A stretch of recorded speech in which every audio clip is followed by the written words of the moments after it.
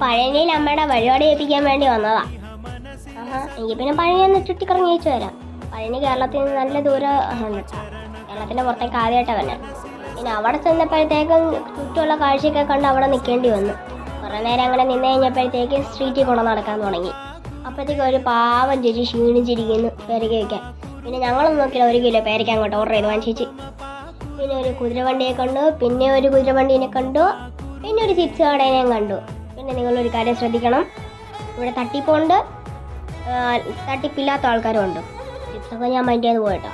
Main കാര്യം തട്ടിപ്പിൻ്റെ കാര്യം എന്താണെന്ന് അറിയാമോ? ഇവിടെ ഞങ്ങൾ അനിയത്തി അവർക്ക് പാവം വയ്ക്കാൻ വേണ്ടിയിട്ടാണ് വന്നത്. ആദ്യത്തെ കടയിൽ ചോദിച്ചപ്പോഴത്തേക്ക് 150, അടുത്ത കടയിൽ ചോദിച്ചപ്പോൾ 200. പലയിടത്തും പല റേറ്റ്.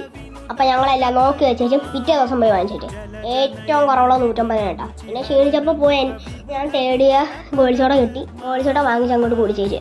നല്ല ഗോളിസോഡ, ഇനിയും കുടിക്കണം. അപ്പോൾ ഇത്രേ ഉള്ളൂ. Bye bye.